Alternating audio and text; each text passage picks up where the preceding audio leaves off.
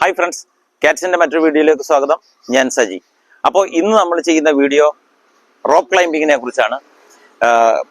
സംസ്ഥാന സേനകളിലേക്കുള്ള കായിക പരീക്ഷകളിൽ 6ാമത്തെ ഐറ്റമായ റോപ്പ് 4 മീറ്ററാണ് നിങ്ങൾക്ക് കയറേണ്ടത്.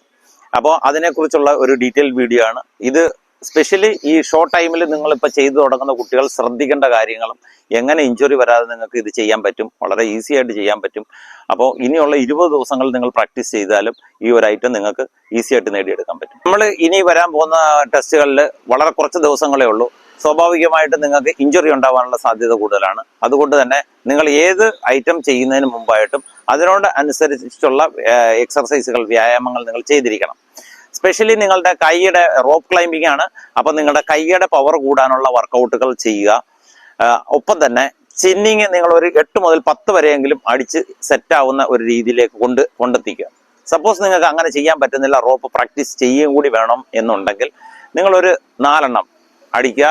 അത് നിശ്ചിത ഇടവേളകളിൽ, അതായത് രാവിലത്തെ ഒരു 2 മണിക്കൂർ വർക്കൗട്ട് ഷെഡ്യൂളിൽ നിങ്ങളൊരു 2 പ്രാവശ്യം അല്ലെങ്കിൽ 3 പ്രാവശ്യം ചിന്നിങ് 4 പ്രാവശ്യം വെച്ചുള്ള സെറ്റുകളായിട്ട് അടിക്കുക വരിക. അതിനുശേഷം റോപ്പിൽ നിങ്ങൾ കയറാൻ പ്രാക്ടീസ് ചെയ്യുക. ഓക്കെ, അപ്പോൾ ആദ്യമായിട്ട് നിങ്ങൾക്ക് വേണ്ട 1-2 എക്സർസൈസുകൾ ഞാൻ ഇവിടെ ഒരു കാൻഡിഡേറ്റിനെ വെച്ച് ചെയ്യിച്ച് കാണിക്കാം. ഓക്കെ, വീഡിയോ ലെങ്തി ആവാതിരിക്കാൻ വേണ്ടിയിട്ട് ഞാൻ ഷോർട്ട് കട്ടായിട്ട് കാര്യങ്ങൾ പറയാം. നമുക്ക് ആദ്യം നോർമലി നിങ്ങൾ ചെയ്യുന്ന സ്ട്രെച്ചിങ് എക്സർസൈസ് കൂടാതെയുള്ള കാര്യങ്ങൾ മാത്രമേ നമ്മളിപ്പോൾ ഇതിനകത്ത് കാണിക്കുന്നുള്ളൂ.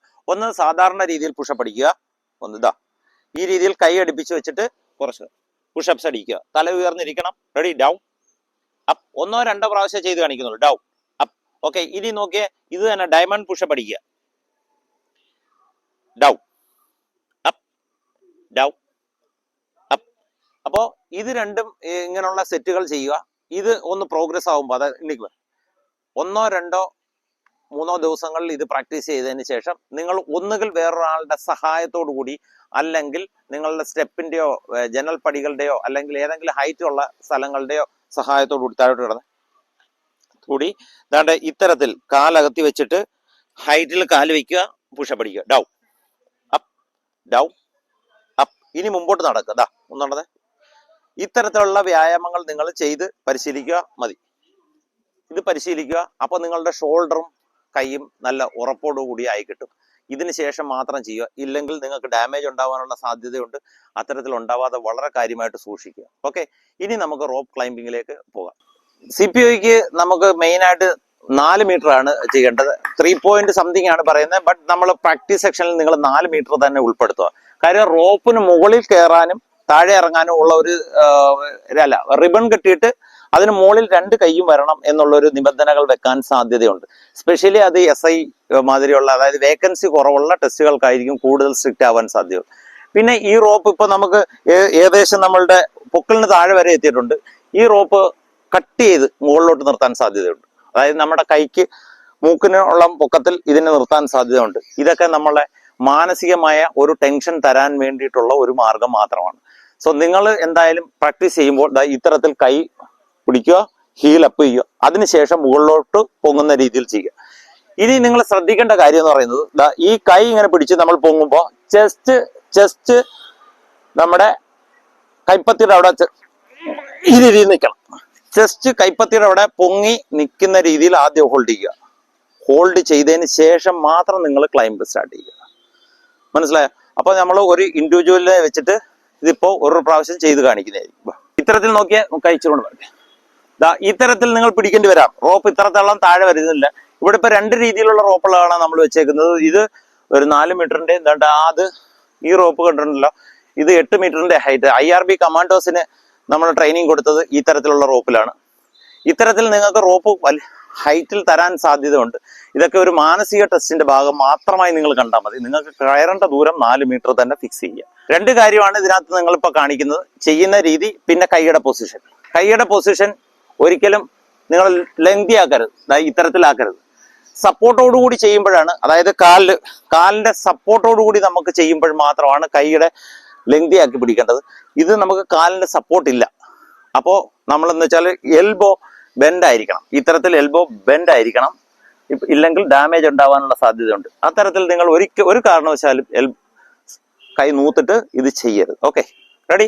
അപ്പോൾ ഒരു പ്രാവശ്യം ചെയ്യുകയാണ്. ഇത് സ്പീഡ് ചെയ്യുന്ന കാരണം നിങ്ങൾ ശ്രദ്ധിച്ചു കാണും. റെഡി? അപ്പ്. ഇതാ അവിടെ നിന്ന മോനെ, ഇതാ കൈ കിടന്നുണ്ടല്ലോ. ഇനി പോട്ടെ മേപ്പോട്ട്. ഈ തരത്തിൽ ഈ ഇൻഡിവിജ്വൽ കയറുന്ന കറക്റ്റ് പൊസിഷനിലാണ് അവരുടെ കൈ ക്ലോസ് ചെയ്ത് വയ്ക്കുക. ഓക്കെ, തിരിച്ചിറങ്ങുമ്പോഴും ഇതേപോലെ തന്നെ മതി. ഡൗൺ പതുക്കെ. കാലകത്തി പോയി. വെരി ഗുഡ് കേട്ടോ. കൈ ഈ തരത്തിൽ ബെൻഡായിട്ട് തന്നെ നിൽക്കുക, ഈ തരത്തിൽ. ഇപ്പോൾ ഇനി കുറച്ചും കൂടി വെയിറ്റ് കൂടിയ ഒരു കാൻഡിഡേറ്റിനാണ് നമ്മളിപ്പോൾ വിളിച്ചിരിക്കുന്നത്. ഇപ്പോൾ സാധാരണഗതിയിൽ വെയിറ്റ് കൂടിയവരാണ് ഈ തരത്തിലുള്ള ഒരു അബദ്ധങ്ങൾ കാണിക്കാറുള്ളത്. അപ്പോൾ അവരുടെ ശ്രദ്ധിക്കുക, എങ്ങനെ കയറരുത് എന്നാണ് ഇനി നമ്മൾ കാണിക്കാൻ പോകുന്നത്. എങ്ങനെ നിങ്ങൾ എന്തൊക്കെ ചെയ്യരുത് എന്നുള്ളതാണ് നമ്മൾ കാണിക്കാൻ പോകുന്നത്. Okay, ready? കേട്ടെ, ഈ തരത്തിൽ പലരും ഇങ്ങനെ ഒന്ന് ചാടി പിടിക്കും. റെഡി? അപ്പ്. ചാടി ഇങ്ങനെ ചാടി അപ്പ്. അങ്ങനല്ല, അങ്ങനെ ഇങ്ങനെ കേട്ടെ. ഈ തരത്തിൽ ഇങ്ങനെ ചാടി പിടിക്കുന്ന, ഇങ്ങനെ ചാടി പിടിക്കരുത്. ഇങ്ങനെ ചാടി പിടിക്കുമ്പോഴേ നിങ്ങളുടെ ജോയിൻറ്റിനും ഈ രണ്ട് ഭാഗങ്ങളിലും നിങ്ങൾക്ക് സ്ട്രെയിൻ ആവാനുള്ള സാധ്യതയുണ്ട്. ഓക്കെ, അതേസമയം നിങ്ങൾ പതിച്ചിട്ട് ബോഡിയെ പതുക്കെ ലിഫ്റ്റ് ചെയ്ത് മുമ്പോട്ട് പോവുകയാണെങ്കിൽ വളരെ ഈസി ആയിട്ട് നിങ്ങൾക്ക് ചെയ്യാൻ പറ്റും. ഒരു കാരണവശാലും റോപ്പ് ഇപ്പോൾ കട്ട് ചെയ്ത് വെക്കുകയാണെങ്കിൽ അതിലേക്ക് ചാടി പിടിക്കും. Okay, ready? കണ്ടോ, ഇത്തരത്തിൽ ചാടി പിടിക്കാൻ. ഇനി കൈ പോട്ടെ.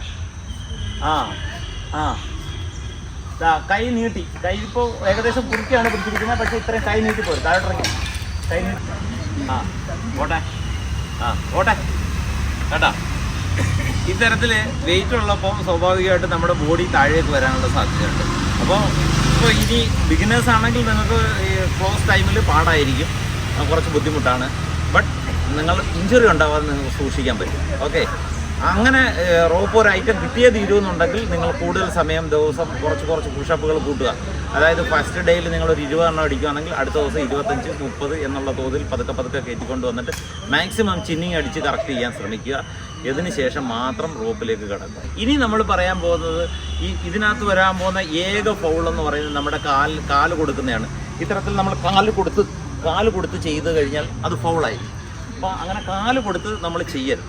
അങ്ങനെ കാല് കൊടുത്ത് ചെയ്തിട്ടുണ്ട്. അല്ലെങ്കിൽ കയറുമ്പോഴേ ഇറങ്ങി വരുമ്പോൾ കാല് സപ്പോർട്ട് ചെയ്യാം എന്ന് ചിലർ അംഗീകരിക്കുന്നുണ്ട്, ചില ഇൻസ്ട്രക്ടേഴ്സ് അങ്ങനെ അംഗീകരിക്കുന്നുണ്ട്. ബട്ട് കയറുന്ന സമയത്ത് ഒരു കാരണവശാലും നിങ്ങൾ കാല് സപ്പോർട്ട് കൊടുക്കണം. നമ്മുടെ 4 കാൻഡിഡേറ്റിനെ നമ്മളിപ്പോൾ ഇതിനകത്ത് കയറാൻ വിടുകയാണ്. അപ്പോൾ ഇവരുടെ നിങ്ങൾ പൊസിഷൻ കാര്യങ്ങൾ നോക്കുക. അതനുസരിച്ചിട്ട് നിങ്ങൾ പ്രാക്ടീസ് സെക്ഷനിൽ എല്ലാ കാര്യങ്ങളും ഉൾപ്പെടുത്തുക. എന്തെങ്കിലും തരത്തിലുള്ള സംശയങ്ങളുണ്ടെങ്കിൽ നിങ്ങൾക്ക് മെസ്സേജ് അയക്കാവുന്നതാണ്, ഇല്ലെങ്കിൽ കോൾ ചെയ്താൽ നിങ്ങൾക്ക് മറുപടി കിട്ടുന്നതായിരിക്കും. മെസ്സേജിന് ചിലപ്പോൾ ഒരു ദിവസം താമസിച്ചിരിക്കും, ബട്ട് നിങ്ങളുടെ മറുപടി തീർച്ചയായിട്ടും തന്നിരിക്കും. ഓക്കെ, അപ്പോൾ നമുക്ക് കാണാം. റെഡിയല്ലേ?